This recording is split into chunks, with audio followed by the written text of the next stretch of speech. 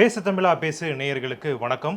இன்று நம்முடன் இணைந்திருக்கும் சிறப்பு விருந்தினர் அரசியல் விமர்சகர் திரு டிடிஎஸ் ரவி அவர்கள். வணக்கம் சார். வணக்கம். விஜயதசமி வாழ்த்துக்கள் உங்களுக்கும். அதே போல் இந்தியாவில் கிட்டத்தட்ட இன்றைக்கியோட 100 ஆண்டுகளை கொண்டாடும் ஆர்எஸ்எஸ் துவக்க நிலை கூட விஜயதசமி அன்றைக்கி தான் நடந்தது. சித்தாந்தத்துக்குன்னு ஒரு பிரபஞ்சம் இருக்கும் அப்படின்னு சொன்னால் அதில் கோலோச்சி இருப்பது ஆர்எஸ்எஸ் அப்படிங்கிறதும், இந்தியாவை வழி நடத்துவதாக இருக்கட்டும், அதனுடைய அடுத்த 50 ஆண்டு காலம் எப்படி இருக்க வேண்டும்ங்கிற எண்ணமாக இருக்கட்டும், அல்லது இங்கே நடக்கக்கூடிய எந்த ஒரு விபத்துக்களாக இருக்கட்டும், அந்த இடத்துல ஆர்எஸ்எஸ் தன்னுடைய பணியை ரொம்ப தெளிவாக, இன்றைக்கி நேற்றுக்கு இல்லை, அது பிஜேபி ஆட்சிக்கு வந்ததுனால இல்லை, அதற்கு முன்னாடியிலிருந்தே அந்த வேலைகளை தொடர்ந்து செய்துக்கிட்டு வருது. ஒரு சித்த மருத்துவம் மாதிரி ஒரு பிரச்சனையை தெளிவாக சென்று இல்லாத ஆக்குவது அப்படிங்கிற அந்த வேலையை செய்கிறதுனால 100 வருடங்களில் இன்றைக்கி இந்தியா ஒரு பொசிஷனுக்கு வந்திருக்கு அப்படின்னு சொன்னால் அதில் ஆர்எஸ்எஸோடைய பங்கு மிகப்பெரிய அளவில் இருக்குங்கிற அந்த இடத்துல ஆர்எஸ்எஸ்ஸை சார்ந்த அன்பர்கள் அனைவருக்கும், சுயசேவர்கள் அனைவர்களுக்கும் வாழ்த்துக்களை தெரிவித்துக்கிட்டு, அவங்களோட இந்த இந்தியா இன்னும் தொடர்ந்து பயணிக்கும், இன்னும் பல 100 ஆண்டுகளை அவங்க அதில் பார்ப்பாங்க அப்படிங்கிற அந்த எண்ணத்தோட உங்களுக்கும் வணக்கம். சார். நீங்கள் ஆர்எஸ்எஸை பற்றி ஆரம்பிச்சிட்டிங்க. ஸோ அதிலேயே நம்ம கொஸ்டின்ஸ் கேட்கலாம்னு நினைக்கிறேன். ஸோ ஆர்எஸ்எஸ் 100 வருடங்கள் இப்போ அடியெடுத்து வச்சிருக்கு. ஸோ ஆர்எஸ்எஸ் செய்த முக்கியமான சாதனை இதுதான், இந்தியாவில் இந்த மாற்றத்தை ஆர்எஸ்எஸ் ஏற்படுத்தியிருக்கு, இல்லைனா ஆர்எஸ்எஸ்ஸால் தான் இது இன்னுமே இந்த கலாச்சாரம் நம்ம பின்பற்றுறோம் அப்படிங்கிற மாதிரி ஏதாவது குறிப்பிட்ட ஒரு பாயிண்ட் சொல்ல முடியும்? இன்றைக்கும் உங்களை ஹிந்துத்துவான்னு குழப்புவாங்க. ஹிந்துவும் ஒன்று தான், இந்துத்துவாவும் ஒன்று தான் அப்படின்வாங்க. தமிழ்நாட்டில் சொல்லும்போது அது ஹிந்துலாம் வேறங்க, ஹிந்துத்துவாங்கிறது வெறி பிடித்தவர்களுடைய செயல் அப்படின்னு சொல்லி உங்களை குழப்புவாங்க. இந்துத்துவா அப்படிங்கிறத பற்றி நீதிமன்றம் என்ன சொல்லியிருக்கு அப்படின்னு பார்த்தீங்கன்னா, அது ஒரு வாழ்க்கை நெறி, வாழ்க்கை வழிமுறை அப்படின்னு சொல்லியிருக்கு. இதை எல்லோருக்கும் உணர்த்துகின்ற வேலையை ஆர்எஸ்எஸ் தொடர்ந்து செய்திருக்கு. ஹிந்துத்துவா அப்படிங்கிறது ஒரு மதம் சார்ந்த ஒரு விஷயம் இல்லை. நாம் இப்படி தான் இருந்தோம். சனாதனம்ங்கிற அந்த பெயருக்கான காரண பெயருக்கான அர்த்தத்தை நீங்கள் புரிஞ்சுப்பீங்க அப்படின்னா, நாம் இப்படி தான் இருந்தோம். இந்த உலகத்தில் கூட்டமாக வாழ்ந்தோம். ஒரு குறிப்பிட்ட அந்தந்த ஊர் ஒரு குலமாக எடுக்கப்பட்டது. நான் சின்ன லகரம் சொல்கிறேன், எடுத்துக்கொள்ளப்பட்டது. அங்கே ஒரு குலதெய்வம் இருந்தாங்க, அங்கே இஸ்லாம் சகோதரர்கள் இருந்தாங்க, கிறித்துவ சகோதரர்கள் இருந்தாங்க, நாஸ்திகர்கள் இருந்தாங்க. போலி நாஸ்திகர்கள் தமிழ்நாட்டில் இருக்காங்க, மற்ற இடங்களில் நாஸ்திகர்கள் இருந்தாங்க. இவர்கள் எல்லோரும் சேர்ந்து இந்தியர்களாக வாழ்ந்தோம் அப்படிங்கிற ஒரு நிலையிலிருந்து பிரிட்டிஷ் தன்னுடைய வேலைகளை காட்ட, இந்த பிரிட்டிஷ் காலனிகள் அப்படிங்கிறது டிவைட் அண்ட் ரூல், அதாவது வகுத்து பிரித்து வெறுப்பேற்றி தவறான தகவல்களை சொல்லி பிரித்தாலும் அந்த சூழ்ச்சியை செய்து கொண்டிருந்த அந்த காலத்திலிருந்து ஆர்எஸ்எஸ் தன்னுடைய வேலைகளை செஞ்சுக்கிட்டு இருக்கும். உடனே இங்கே இருக்கிறவங்க கேட்பாங்க, சுதந்திர போராட்டத்தில் ஆர்எஸ்எஸோடைய பங்கு என்ன அப்படின்னு கேட்பாங்க. அவர் அதனுடைய முக்கிய தலைவர். அப்போல்லாம் எல்லாமே காங்கிரஸ்ன்னு இருந்தது. எப்படி நான் ஆரம்பம் சனாதனம்னு சொன்னனோ அந்த மாதிரி அப்போ கட்சின்னு பேசுகிறதா இருந்தால் காங்கிரஸ்ன்னு இருந்தது. ஸோ அது உடனே இவங்க காங்கிரஸுக்கு கடத்திக்கிட்டு போக பார்த்தாங்க. ஆனால் அங்கே முக்கியமான பணியாற்றியது ஆர்எஸ்எஸ்ஸை சார்ந்தவர்கள் அப்படிங்கிறதும், இன்றைக்கி இருக்கக்கூடிய இளைஞர்களுக்கு நேரம் கிடைக்கும் பொழுது உபாத்யாயாவுடைய, கோல்வார்க்கருடைய, நம்ம சாவர்க்கருடைய சிந்தனைகளை எல்லாம் கரெக்டான எடிஷனில் அந்த புத்தகத்தை படித்தீங்க அப்படின்னு சொன்னால், இந்தியாவை பற்றி அவர்களுக்கு இருந்த மிகப்பெரிய சிந்தனைவாதம் உங்களுக்கு புரியும். அப்படி புரியலையா, சிம்பிளாக பாரதியை படிச்சிருங்க. பாரதி ஏறத்தாழ ஆர்எஸ்எஸ்ஸின் சித்தாந்தத்தை தான் அவங்களுக்கு கொடுத்தாரு. ஏன்னா நல்லதை சொல்லணும்னா உடனே ஆட்டோமேட்டிக்காக அங்கே பல்கி பெருகி உள்ள சேர்ந்து வந்துருங்கிற அடிப்படையில் ஒரு பாரதியை படித்தீர்கள் என்று சொன்னால் கூட இந்தியாங்கிறது எப்படி இருந்தது அப்படிங்கிறத உங்களுக்கு சொல்லும். இது ஒன்று. இந்துத்துவாங்கிற விதத்தில் உங்களை குழப்பறவங்களை தெளிவுபடுத்தியதுங்கிறது ஆர்எஸ்எஸ். ஓகே. ஆர்எஸ்எஸ் என்றைக்குமே மதம் என்கின்ற வார்த்தையை பயன்படுத்தாது. வழிபாட்டு முறை அப்படின்னு தான் சொல்லும். நீங்கள் வழிபாட்டு முறை வேறு, என்னுடைய வழிபாட்டு முறை வேறு. உங்களை பொறுத்த வரைக்கும் இஸ்லாத் என்பது சாதிகள் இல்லாத ஒரு மதம், ஒரு கடவுள் மட்டும் இருக்கிறார் அப்படிங்கிற மாதிரியான ஒரு மதம். அப்படி இல்லைங்க. அதில் கிட்டத்தட்ட 653 சாதிகள் இருக்குது. அதில் ஓபிசிங்கிற பேரில் சிலது நலிவுற்றவர்களை வாழ்விப்பதற்காக தனியாக இருந்தது. ஓபிசி அல்லாமல் இருக்குது, அது இல்லாமல் மதமாக இருந்துகிட்ருக்கு அப்படிங்கிறதெல்லாம் எடுத்து சொல்ல வேண்டிய அவசியம் வந்தது. பாகிஸ்தான் பிரிந்து போக வேண்டும் அப்படின்னு ரொம்ப முனைப்பாக இருந்த பொழுது முடிந்த வரைக்கும் அதை தள்ளி போடுகின்ற ஒரு வேலையை, இந்தியா என்பது ஒரு அகண்ட பாரதம் அப்படிங்கிறத சொல்லி வேறு வழியே இல்லை. சம்சாரம் அது மின்சாரம் படத்தில் வர்ற ரகுவரன் மாதிரி நான் கோடை கிடிச்சிட்டு போவேன் அப்படின்னு சொன்னால் போ. நாளைக்கு நீ பொருளாதார ரீதியாக அவதிப்பட்டதுக்கு அப்புறம் திருப்பி அம்மையப்பன் கிட்ட வந்து சேருவேன். அந்த அம்மையப்பன் நம்மளை பொறுத்த வரைக்கும் ரங்கன், கடவுள், இறைவன், அவங்ககிட்ட வந்து சேருவேன் அப்படிங்கிற விஷயத்தையும் அந்த இடத்துல ஆர்எஸ்எஸ் வந்து செய்தது. ஒரு துயர்வு ஏற்படுகிறது, ஒரு விபத்து ஏற்படுகிறது அப்படின்னு சொன்னால் அந்த இடத்தில் வந்து திருடலாம் அப்படிங்கிற ஒரு எண்ணமும், அந்த இடத்தில் கொள்ளையடிக்கலாம் அப்படிங்கிற ஒரு எண்ணமும், அங்கே இருக்கக்கூடிய அந்த துடித்து கொண்டிருக்கிற அந்த உயிர்களை வந்து ஹாஸ்பிட்டலில் கொண்டு போய் கிட்னி திருடலாங்கிற வரைக்கும் செயல்படக்கூடிய இந்த சமுதாயத்தில் அந்த இடத்தில் அந்த விபத்தில் உடனடியாக சேவர்கள் உள்ளே போய் அங்கே இருக்கக்கூடிய பணிகளை செய்து அந்த இடம் ஒரு நஷ்டம், ஆனால் அதை தொடர் நஷ்டமாக ஆக்காத அளவுக்கு பணிபுரிந்தது அப்படின்னு சொன்னால் அது வந்து ஆர்எஸ்எஸ். ஸோ முக்கியமாக ஆர்எஸ்எஸ்ஸுடைய பணிகளை சொல்லணும்னு சொன்னால் மதம் என்கின்ற ஒன்றை அது பயன்படுத்தியதே இல்லை. வழிபாட்டு முறைன்னு சொல்லியிருக்கு. உங்கள் வழிபாட்டு முறை வேறு, என்னுடைய வழிபாட்டு முறை. நீங்கள் போலி நாஸ்திகராக இருந்தால் சமாதியில் போய் தயிர் வடை வைப்பீங்க. நீங்கள் உண்மையான நாஸ்திகராக இருந்தால் கோயில் பக்கமே போகாமல் இருப்பீங்க. கோவில்னால் என்ன, எல்லா மதத்திலும் இருந்து விலகி இருப்பீங்க. அல்லது நீங்கள் ஒரு ஆஸ்திகராக இருந்தால் உங்களுடைய குலதெய்வம் என்னவோ, உங்களுடைய சித்தாந்தம் என்னவோ அதன்படி நீங்கள் வாழ்வீங்க அப்படிங்கிற அந்த வேற்றுமையை தெளிவாக உங்களுக்கு எடுத்து சொல்லிச்சு. ஸோ பாரதி மாதிரியான பல அற்புதங்கள் தமிழ்நாட்டிலையும் இந்தியாவிலையும் தோன்றுவதற்கு முக்கிய காரணமாக ஆர்எஸ்எஸ் இருந்தது அப்படின்னு நம்ம சொல்லுவோம். அந்த டீவியேஷன் கரெக்டாக வந்ததுங்கிறத உங்களுக்கு நம்ம சொல்லுவோம். சுவாமி விவேகானந்தரை பற்றி உங்களுக்கு தெரியும் அப்படின்னு சொன்னால் அதற்கு பின்னாடி இருக்கக்கூடிய விஷயங்களை சொல்லுவோம். எதை பேசினாலும் பாரம்பரியம், கலாச்சாரம் அதை வழி கொண்டு வந்து அதை செய்வது அப்படிங்கிற அந்த விஷயத்தை, அதாவது கைப்பக்குவம்னு சொல்லுவாங்க அல்லது கைராசின்னு சொல்லுவாங்க இல்லையா. சமையல் யார் வேணாலும் பண்ணலாம். அந்த கைராசி அப்படிங்கிறத ஒரு விஷயத்துலையும், சோற்றில் மட்டும் இல்லை எல்லாவற்றிலும் சேர்ப்பது அப்படிங்கிறது வந்து ஆர்எஸ்எஸ் தான் செய்ததுங்கிறது உண்மையான ஒரு விஷயம். ஓகே சார், ஆர்எஸ்எஸ்க்கு இவ்வளோ நல்ல விஷயங்கள் இருக்குது. ஆனால் ஆர்எஸ்எஸ்ஐ வந்து தொடர்ந்து நிறைய பேர் விமர்சனம் பண்ணிக்கிட்டும் இருக்காங்க. ஒரு குற்றச்சாட்டை வந்து ஆர்எஸ்எஸ் மேலே வச்சுக்கிட்டே இருக்காங்க. நீங்கள் சொன்ன மாதிரி இது ஒரு மதவாத இயக்கம், மற்ற மதங்களுக்கு எதிரானது அப்படிங்கிற ஒரு குற்றச்சாட்டு தொடர்ந்து, அது குற்றச்சாட்டுன்னு சொல்ல முடியாது, விமர்சனம் சொல்லலாம். அதை நீங்கள் எப்படி சார் பார்க்குறீங்க? இல்லை, விமர்சனம் நிறைய இருந்ததுன்னா ரெண்டு தான். ஒன்று, நான் ரொம்ப கெட்டவன், என்னை நேர்மையாக விமர்சிக்கிறாங்க. இன்னும் நான் ரொம்ப நல்லவன், என்னை எதிர்கொள்ள முடியாமல் கையாளத்தனத்தை காட்டி, காழ்ப்புணர்ச்சியை காட்டி என்னை விமர்சிக்கிறாங்க. ரெண்டு தான். என்னை அடைய முடியாது அப்படிங்கிற நிலைமைக்கு வரும்போது என்னை கீழ்தள்ளுவதற்கான வேலையை செய்வாங்க அப்படின்னா அதைத்தான் ஆர்எஸ்எஸ் விஷயத்தில் உங்களுக்கு சொல்கிறாங்க. இப்போ ஈவே ராமசாமி ஐயா வந்து இந்தியா 4ஆக பிரிய வேண்டும், திராவிடஸ்தான், பாகிஸ்தான், வங்கதேசம் அப்படிங்கிற மத்திய பிரதேசம் அப்படின்னு 4ஆக பிரியணும் அப்படின்னு பேசிகிட்டு இருக்கும்போது பிரிவினையே கூடாது அப்படிங்கிற ஒரு அடிப்படையில் அதை வந்து செயல்படுத்த முயற்சி பண்ணாங்க. பிற்காலத்தில் இந்திரா காந்தி அம்மாவுக்கு கொஞ்சம் முன்னாடி இந்த பாகிஸ்தானையும் ஈஸ்ட் பாகிஸ்தானையும் இந்தியாவை பிளவுபடுத்தி சேர்க்கணும், இந்த 2 ஓரத்தில் இருக்கக்கூடிய 2 நாடை பிளவுபடுத்தி சேர்க்கணுங்கிற அளவுக்கான முன்னேற்பாடுகள் எல்லாம் செய்யும்போது இல்லை, அது முடியவே முடியாது அப்படிங்கிறத உங்களுக்கு எடுத்து சொன்னது அரசு. ஸோ உங்கள் வாத்தியார் உங்களுக்கு பாடம் நடத்துகிற வாத்தியாருக்கு மேலே பாடம் நடத்தும்போது உங்களுக்கு கோபம் வரக்கூடாது. ஆனால் எக்ஸாமு அல்லது ஹோம்ஒர்க் கொடுக்கும்போது உங்களுக்கு கோபம் வரும். இது எதனால் அப்படின்னா, உன்னால் தான் என்னால் கிரிக்கெட் விளையாட முடியல, உன்னால் தான் என்னால் இந்த கழிப்புகளுக்குள்ளே நான் போக முடியல, நீ டெஸ்ட்டு வைக்கிற அப்படின்னு சொல்லி ஒரு கோபம் வரும். உங்கள் தந்தையின் மேல் ஒரு கோபம் வரும், உங்கள் தாயின் மேல் உங்களுக்கு ஒரு கோபம் வரும்னா அது வந்து தற்காலிகமானது. நாளைக்கு நீங்கள் திரும்பி பார்க்கும்போது இந்த தாய் இல்லாமல், இந்த தந்தை இல்லாமல், இந்த ஆசிரியன் இல்லாமல் நான் வந்திருக்க மாட்டேன் அப்படிங்கிற அந்த ஒரு பெரிய விஷயத்தை புரிந்து கொள்வீங்க. ஸோ உங்களுக்கு தான் காலதாமமாகும், அது வரைக்கும் விமர்சிப்பீங்க. அந்த விமர்சனத்தை ஆர்எஸ்எஸ் தொடர்ந்து எதிர்கொண்டு தான் இருக்கும். ஏன்னா எனக்கு 3ஆம் கிளாஸ் பாடம் நடத்திய வாத்தியார் இன்றைக்கும் 3ஆம் கிளாஸுக்கு தான் நடத்திக்கிட்டு இருக்காரு. அவர் முன்னேறலைங்கிற ஆங்கிளில் நான் பேசணுன்னா என்னை விட முட்டாள் இந்த உலகத்தில் யாருமே கிடையாது. அவர் என்னை விட 100 மடங்கு பெரியவங்களை உருவாக்கிட்டு இருக்காரு. நான்லாம் ரொம்ப சின்ன பையன் அப்படிங்கிற அடிப்படையில் நான் பார்த்துட்டேன்னா என் ஆசிரியரின் உயரம் எனக்கு தெரியும். ஸோ விமர்சிப்பது காய்ந்த மரம் கல்லடிப்படும் அப்படிங்கிற அடிப்படையில் தானே ஒழிய வேறு எதுவுமே கிடையாது. ஏன்னா பிரித்து தான் இந்த நாட்டை ஆள முடியுங்கிறத உங்களுக்கு சொல்லிக் கொடுத்தது வந்து பிரிட்டிஷ்கார். ஏன்னா அவன் இந்த நாட்டில் எந்த முதலீடும் போடலை, இந்த நாட்டை அவன் ஆண்டான். இந்த நாட்டில் அவன் சொல்லுவது தான் சட்டம்னு இருந்தது. அவன் திருடுவதற்காகத்தான் தமிழ்நாட்டில் துறைமுகங்கள் எல்லாம் ஏற்படுத்தி அவன் திருடி கொண்டு செல்வதற்காகத்தான் எல்லாத்தையும் பண்ணான். இன்றைக்கி அதை வைத்துக்கொண்டு தமிழ்நாடு கடந்த 100 வருடங்களாக பெரிய அளவில் முன்னுக்கு வந்திருக்கு. இதை யார் எடுத்து சொல்லுவா உங்களுக்கு? ஸோ நான் வந்து ஆடு தின்னக்கூடாது இந்த செடியை, அது வளர்கின்ற வரைக்கும் அப்படின்னு சொல்லி ஒரு வேலியை போடுறேன்.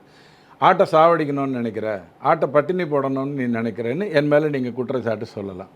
அந்த செடியை கட்டுப்படுத்துகிறீர்கள், அது கிளைகளை எப்படி வேணாலும் விரிக்கும், இப்படித்தான் விரிக்கணும்னு நீங்கள் சொல்கிறீங்க அப்படின்னு என் மேலே நீங்கள் குற்றச்சாட்டு சொல்லலாம். ஆனால் ஓய்ந்த பிறகு அதே மரத்தின் நிழலில் நீங்கள் வந்து அமரும் பொழுது தான் உங்களுக்கு ஏன் அந்த வேலி போடப்பட்டதுன்னு தெரியும். இப்படித்தான் ஆர்எஸ்எஸ் உங்களையும் என்னையும் வழி நடத்தி கொண்டிருக்கு. Okay sir. இப்போ இந்தியாவில் பார்த்தீங்க அப்படின்னா தொடர்ந்து வந்து ரயில் விபத்துகள் அதிகரிச்சுக்கிட்டே இருக்குது. கடந்த சில நாட்களாக பார்த்தீங்க அப்படின்னா வட மாநிலங்களில் அதிகமாக இருந்தது.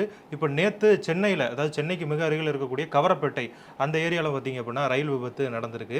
ஸோ ராகுல் காந்தி என்ன சொல்லியிருக்காரு அப்படின்னு பார்த்தீங்கன்னா, மத்திய அரசு வந்து எப்போ தான் பாடம் கற்றுக்க போகிறாங்க, தொடர்ந்து இந்த மாதிரியான விபத்துகள் நடக்குது, இந்த விபத்துகள் வந்து மத்திய அரசு பாடம் கற்றுக்கிறதுக்கு எத்தனை குடும்பங்கள் இழக்க வேண்டிய வரும் அப்படின்னு ஒரு கேள்வி எழுப்பியிருக்காரு. ஒரு உதாரணத்துக்காக மட்டும் சொல்கிறேன். குடும்பங்கள் இழக்க வேண்டி வரும்னு சொன்னதுனால ஒரு டேட்டாவை சரியாக பார்த்துக்கிறதுக்காக மட்டும் சொல்கிறேன்.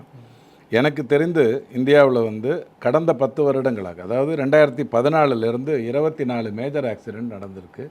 875 பேர் அதில் இறந்துருக்காங்க.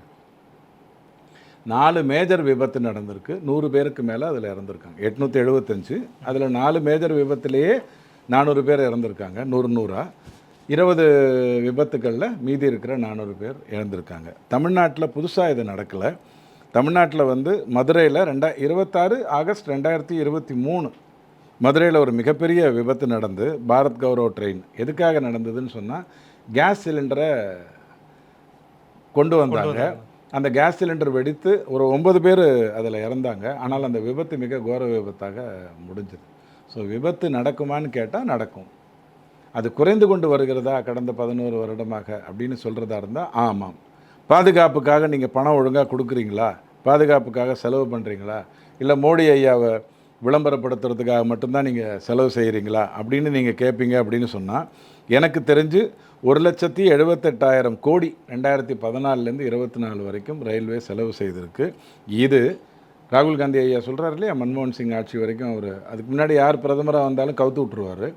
கிட்டத்தட்ட 11 பேருக்கு மேலே கவுத்து விட்டார். கவுத்து விட்டது யாரும் பெல்டிங் குமாரும் போக்கிரி ராஜாவையும் இல்லை. அவர் கவுத்து விட்டதெல்லாம் சந்திரசேகர, மிகப்பெரிய அற்புதமான தலைவர்களை, மொராஜி தேசாயை, இப்படி பல பேரை கவுத்து விட்டார்.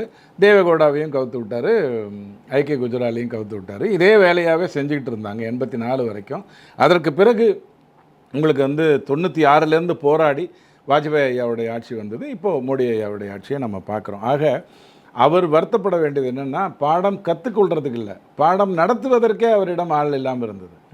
இன்றைக்கி பாடத்தை கற்றுக்கொண்டதுனால தான் விபத்துக்கள் குறைந்திருக்கு.